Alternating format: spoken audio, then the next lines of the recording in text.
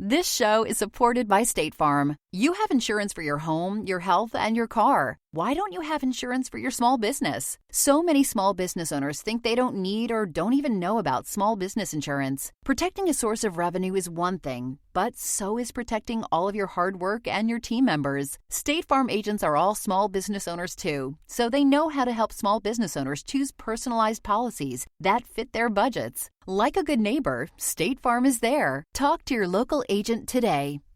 If your roof starts to leak or your floor's really squeaky, you live in a money pit. Money pit.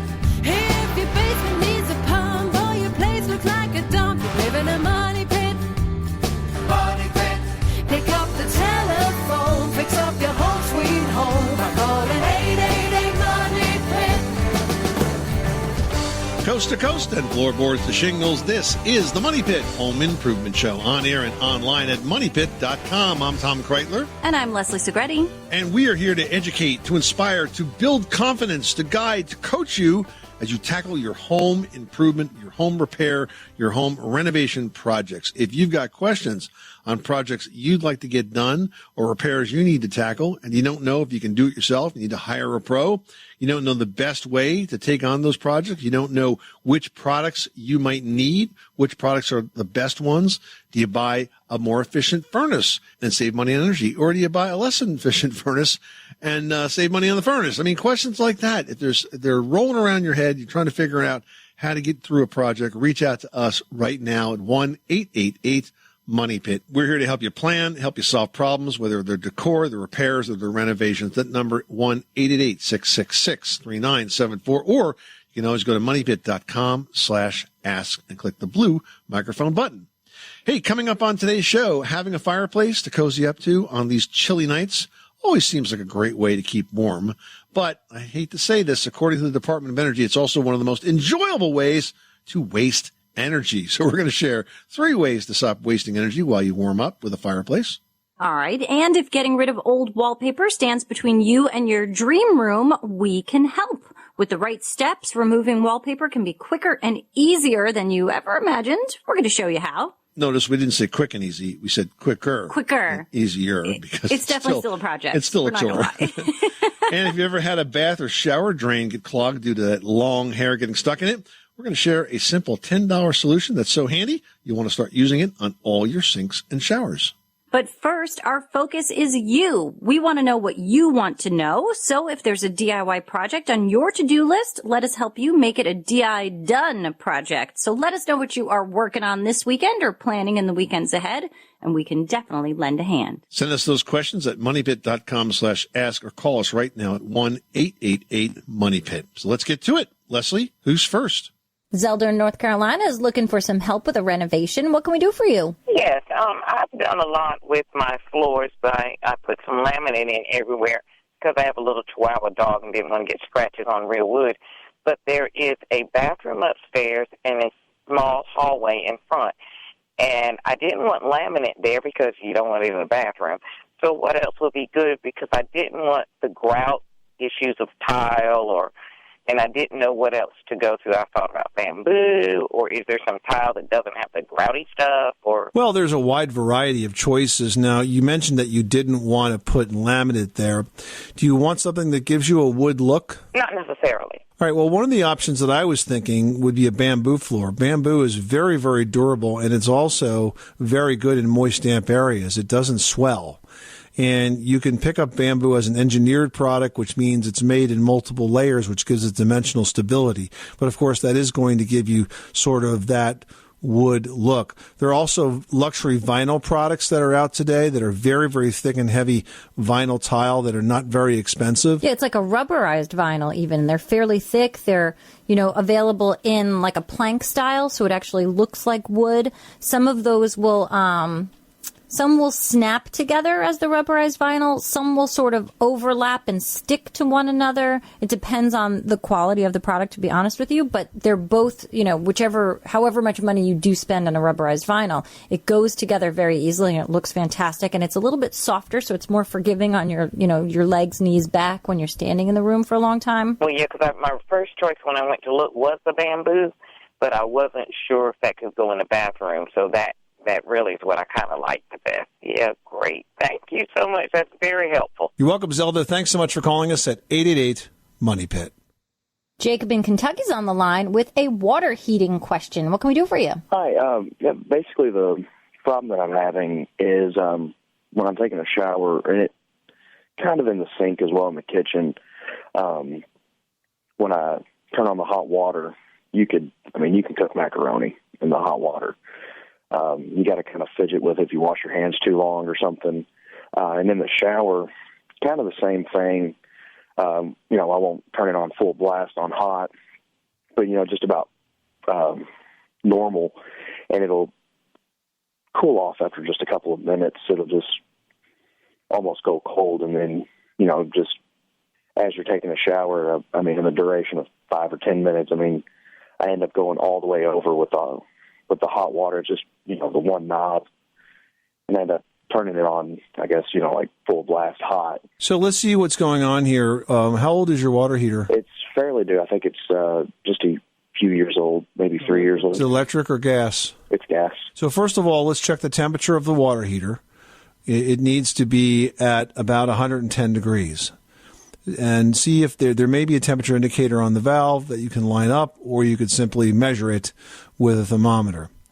Secondly, in terms of the shower, what I would recommend is that you install what's called a pressure balanced valve.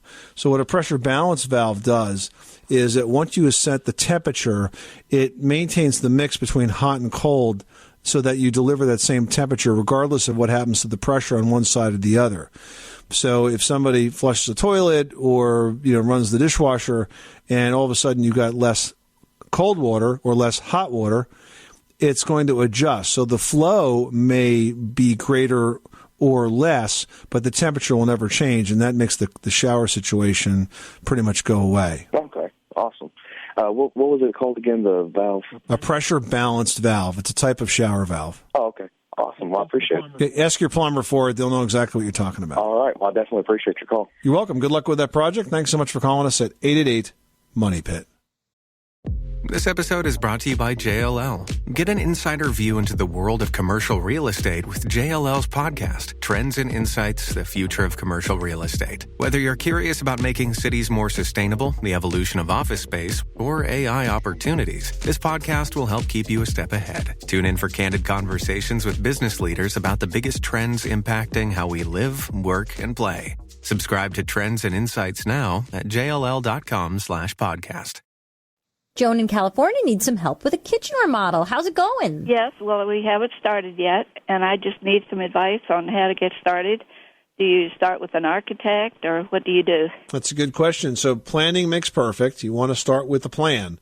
Now, are you essentially going to replace the kitchen in sort of the same layout that you have right now, Joan, or are you thinking about really changing things up a lot? Well, it's a very small kitchen, and I just want to know how to maximize everything. All right. So if it's a small kitchen, you can probably do this inexpensively by perhaps starting with a home center. A lot of the home centers have designers that work on designing kitchens for the cabinetry that they sell, and for a very small fee, they can help you lay it out and take advantage of all of the latest options.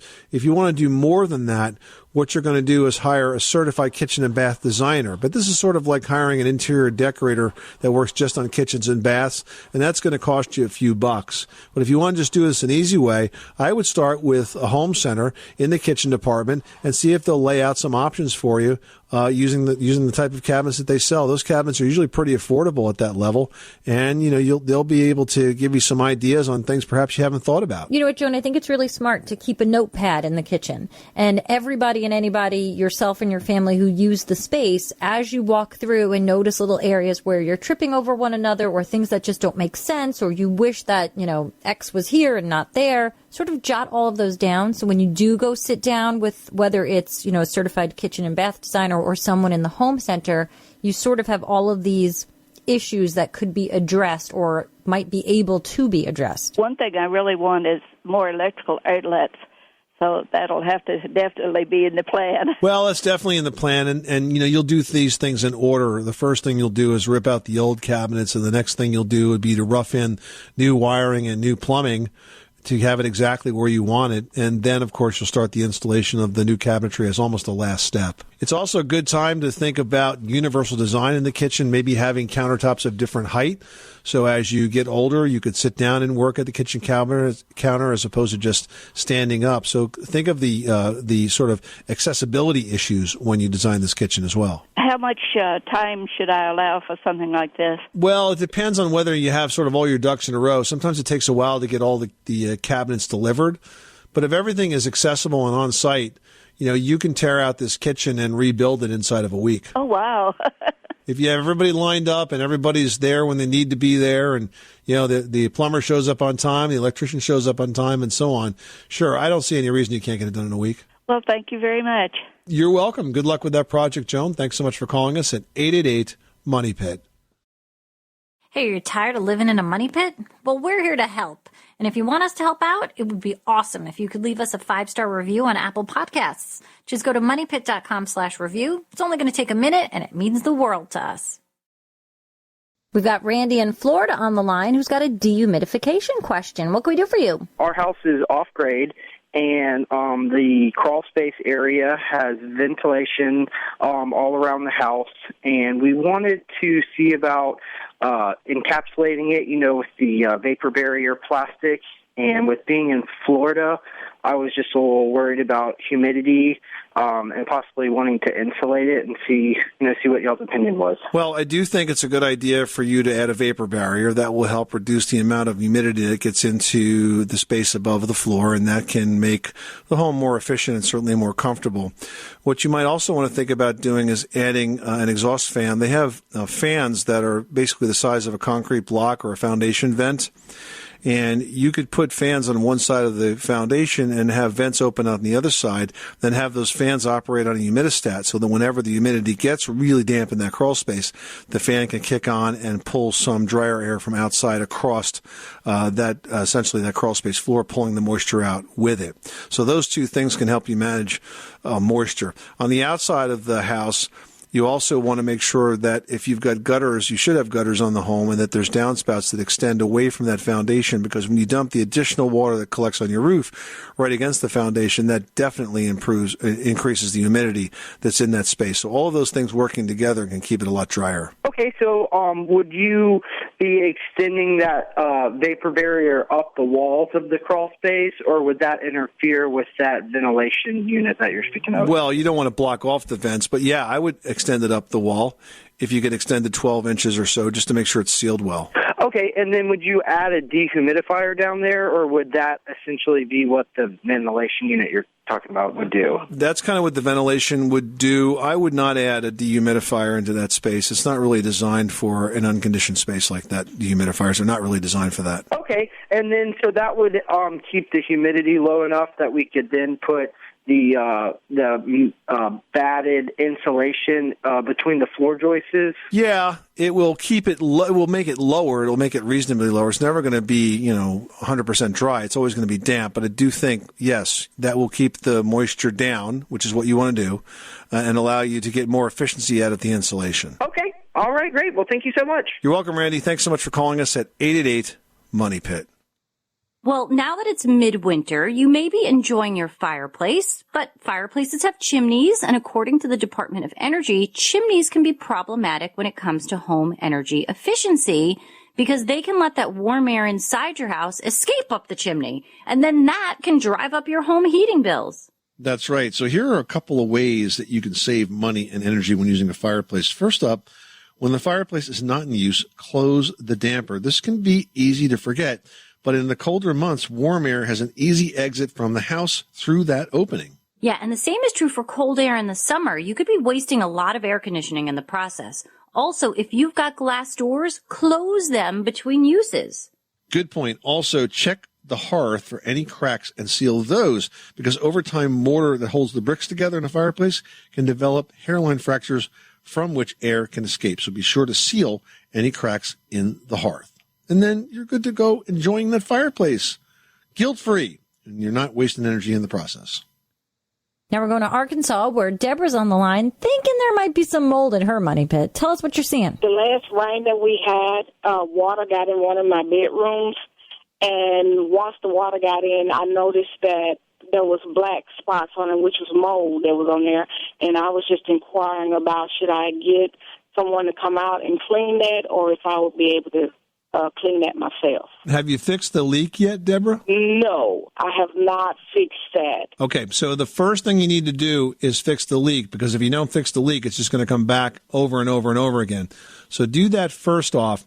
Secondly, with respect to the mold, I would spray a bleach and water solution on that, about 1/3 bleach, 2/3 water. Protect the surrounding area so you don't stain the carpet or the furniture or anything like that. Let it sit for a good 15 or 20 minutes, and then you can clean it up after that, rinse it off and clean off the wall after that. And I'd spray a product called Concrobium Mold Control over that, which will leave sort of like a residue behind that will stop any future mold from growing. But there's no sense doing all that if you still have a leak, because that leak's going to cause the mold to keep growing. So fix the leak first, then get rid of the mold after that. Okay, Deb? Okay. All right. Thank you. Appreciate it. You're welcome. Good luck with that project.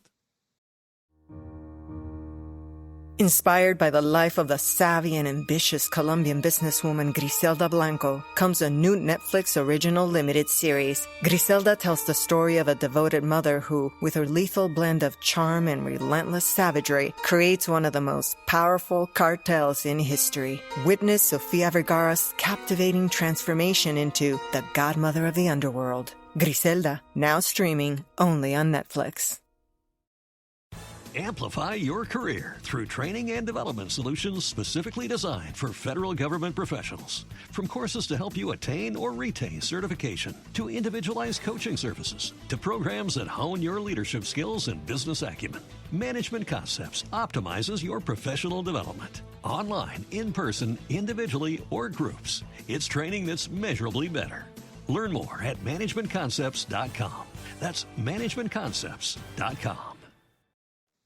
Pete in Wisconsin on the line with a garage door problem. What's going on at your money pit? Well, I'm mostly a do-it-yourselfer, but I do call the professionals and have them come in when needed. I installed a steel insulated garage door about 3 years ago, maybe 4 now, and worked just fine until just recently.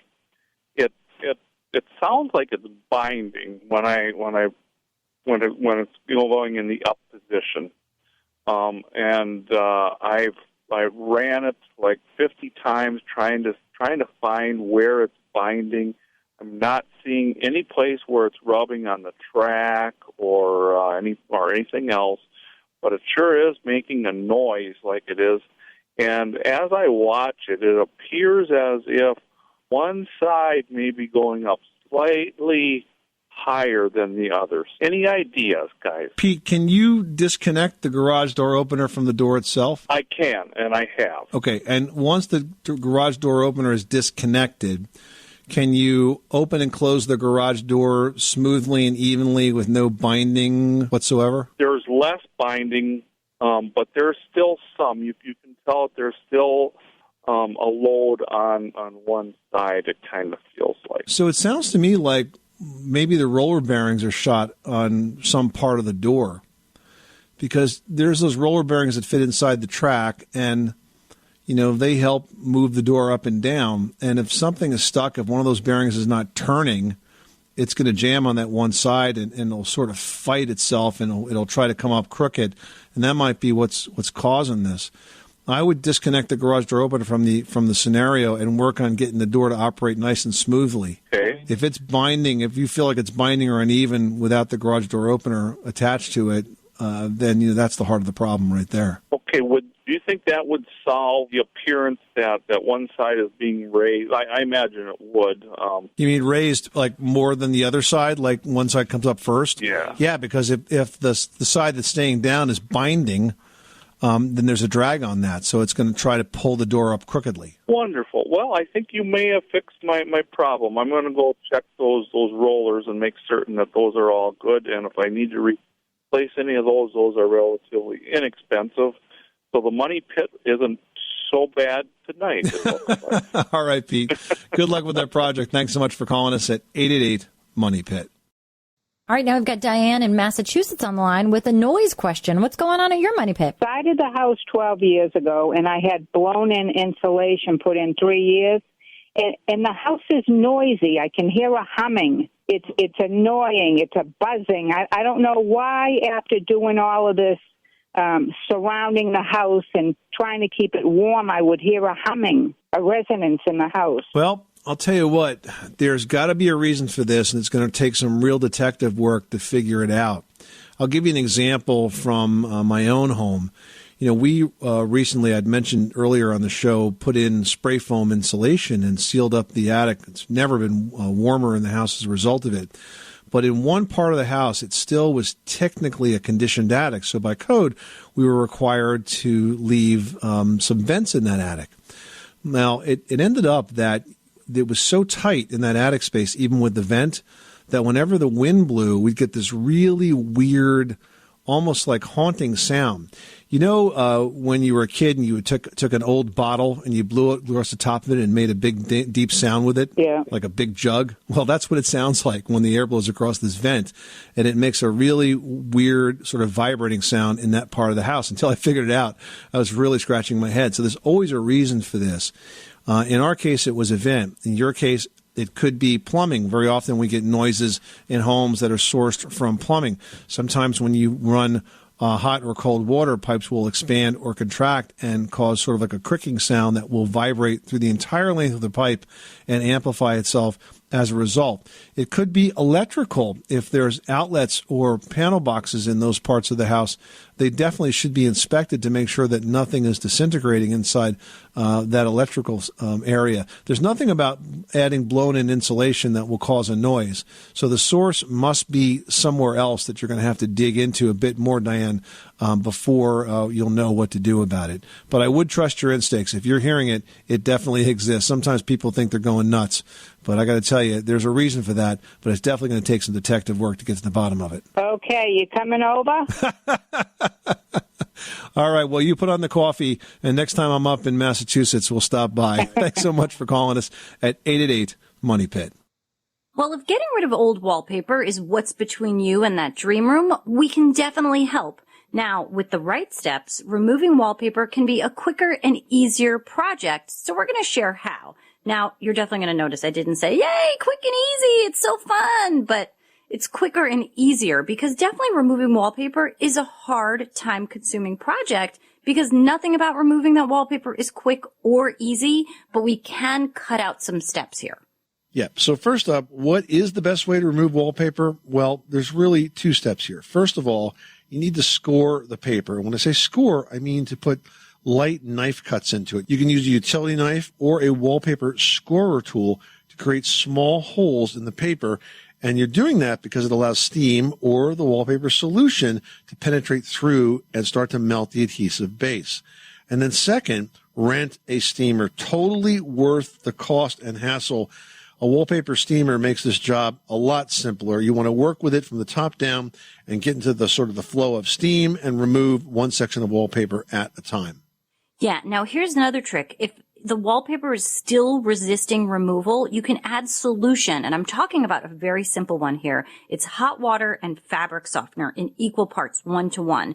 And you pour that solution into a spray bottle and then apply it to those tough to remove spots. And then work quickly because that solution does lose its effectiveness after about 15 minutes. So only spray it in the area that you're working on that you can tackle in that amount of time. Now, once you're done removing the wallpaper, you need to prep that clean wall. So you want to use a mixture of distilled white vinegar and water to remove any remaining glue, and then wait till the surface is completely dry, and then apply a primer before you paint or add new wallpaper. Yeah, guys, and if this still seems like too much work, is painting or wallpaper over the existing wallpaper an option? I'm going to go with no, guys, or at least that should be like your very last option. Last option. I mean, it doesn't look good. Eventually that wallpaper is going to fail and start to peel, and then your paint's going to be peeling, and why does your paint have seams? And it's just never a good idea. It doesn't look the way you think it's going to look. It's so much harder to try to take off multiple layers of wallpaper or wallpaper that's got paint over it because it just takes that much longer, that much more effort for the steam to get behind it all. Oh my goodness, just don't do it, guys. At Grainger, we're for the ones who specialize in saving the day and for the ones who've mastered the art of keeping business moving. We offer industrial-grade supplies for every industry with same-day pickup and next-day delivery on most orders, all backed by real people ready to help. So you can get the right answers and products right when you need them. Call, clickgrainger.com, or just stop by. Grainger, for the ones who get it done. All right, Jeff in Michigan's on the line with an ice damming issue. How can we help you? What we have a house that was built 20 years ago. It's Cape Cod, and on the front part of the house during the cold season when we get snow and ice, it seems to be building up ice dams in the front. And it has, probably 18 inches of insulation in the upstairs. So I've even tried the electric heat tape to try cutting it back, and it still seems to ice up. So I'm just trying to figure out what I can do to solve that problem. Okay, so the insulation, does that sort of get pressed right up against the underside of the roof sheathing, or do you allow ventilation to pass over the top of the insulation? What it does is they have styrofoam like ducts up to it, down to the front of the fascia. Is there ventilation in the soffit area so that air can pass over that? Because the problem here is this, all right? Heat is passing up through that insulation, and it's warming the roof directly above it. And as a result, the overhang is staying super cold, so it's freezing there and causing that dam to build up. If you have proper ventilation where the air is getting into the soffits, running up underneath the roof sheathing and out at a ridge, that will protect against ice dams. That's all you can do really inside. From the outside, have you had to do any repairs as a result of these ice dams? Have you actually gotten water leaks or anything like that? No, we have not. Because if you do, the good news is that they're covered by homeowners insurance, and if that was the case, I would have that portion of my roof removed and make sure I have ice and water shield installed up 3 or 4 feet from the roof edge to make sure I never got any leaks in there again. Okay.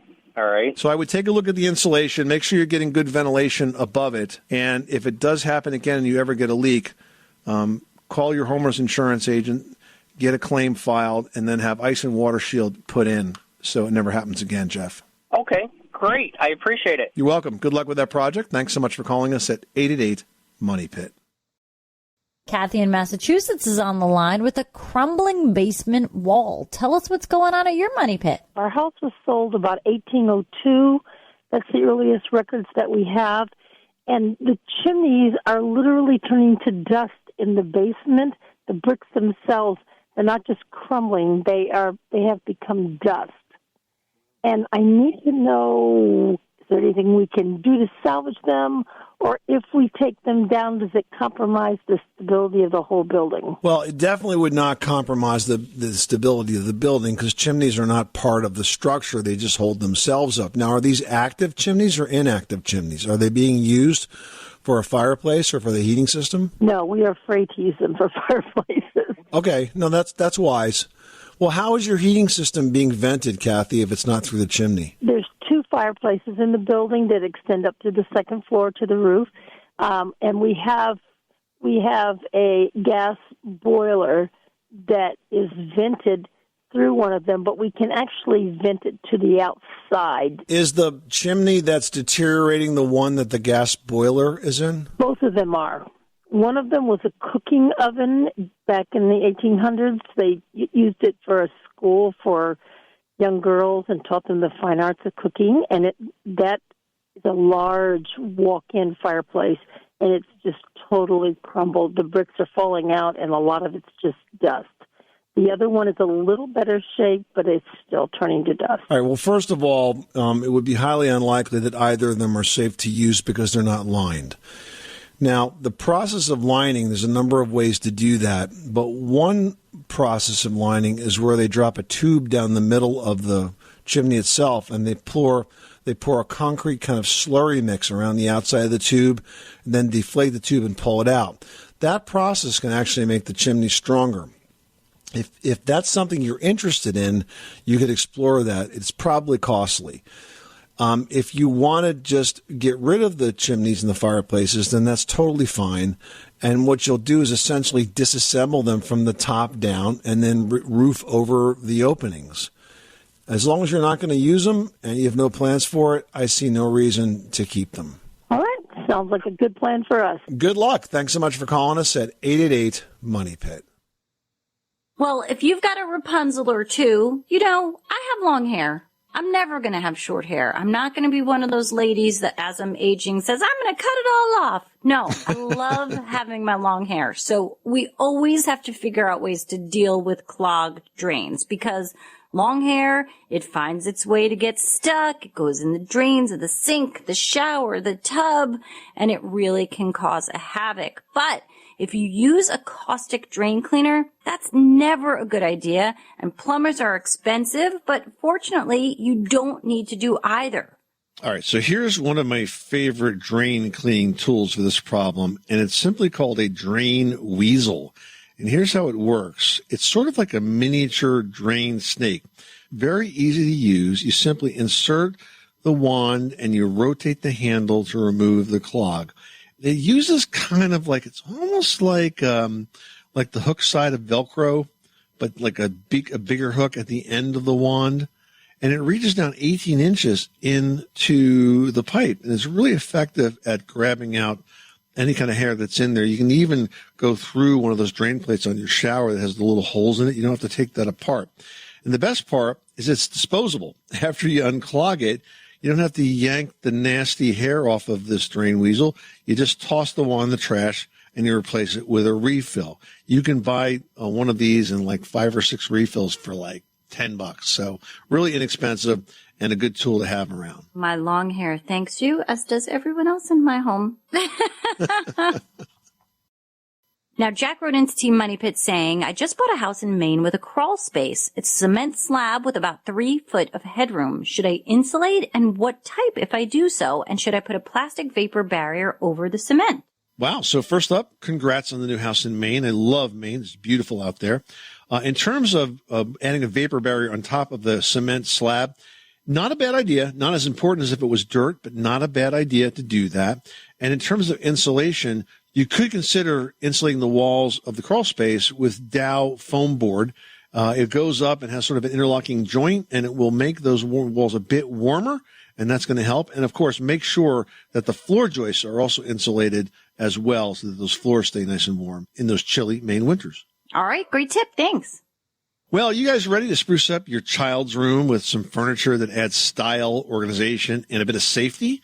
Leslie has tips to do just that in today's edition of Leslie's Last Word. Leslie, where do we start? Yeah, first of all, you want to look for some furniture pieces that are durable, classically styled, and they're going to work for a range of ages. Now, convertible furniture such as a crib that becomes a starter bed, smart choice, but even if you just shop for finishes that will coordinate well with later additions like a whitewash or a colored paint or just a classic wood look that are easy to find, you're going to find that whatever you add into the space, these furnishings can kind of grow with it. So you want to do that so you can be in good shape. Definitely don't go with anything crazy or covered in characters because it's just not going to last as you go forward. Now, going with vintage furniture is also a possible budget-friendly, attractive idea. But if you do go with vintage furnishings, you have to go carefully because you can bring the fun of vintage graphics and styling into a room with cool furniture and accessories found at these antique shops. Maybe even a tag sale or an online treasure trove. But this approach really does work great for kid spaces, but you do have to think about a few precautions here. You want to steer clear of anything that has a chippy finish on it because that paint could have lead. You want to look for, especially if it's a crib, you have to make sure that they're sort of up to code because a lot has changed as to what's considered safe these days with crib design. So definitely just keep thinking about what you need to keep the kids safe when it comes to, a good source here is the Consumer Product Safety Commission's website. It's cpsc.org. This can kind of help you, especially in that crib category with what's good today, what's kind of an unsafe option when it comes to vintage choices. So definitely go to the Consumer Safety Product Commission website to help you out there. And finally, choose colors that feel timeless. Consider the level and frequency of investment that you're willing to put into your kids' room's backdrop. If you don't mind repainting over the current color a few years from now, great. But just remember that there's a lot you can do to update the look of a well-chosen color or pattern of a room without painting or repapering. if you've selected something that works with your furniture change and a fair amount of neutrality in mind. Now, Charlie, when we did his room during COVID, picked his favorite color is green. I let him go with it. We picked it's definitely like Green Bay Packers green. It is green, and took a lot of coats to not look like wishy-washy green. But we only did one wall and kept every other wall in his room sort of very neutral and toned down, so that it's not a lot to repaint over when it comes time to not love the green anymore, but it's just enough of that color that made him so super happy. So you'll find ways to work it in. Good advice. If you'd like more tips, check out Create a Kid's Room That Will Grow With Your Child. That's our latest post on moneypit.com. Coming up next time on the program, have you ever picked up lumber for a project that included 2x something, like a 2x4, 2x8, etc., and you noticed that the wood actually measured much less than that? Well, we're going to tell you what happens to all that missing wood you thought you paid for on the next edition of The Money Pit. I'm Tom Kreitler. And I'm Leslie Segretti. Remember, you can do it yourself, but you don't have to do it alone.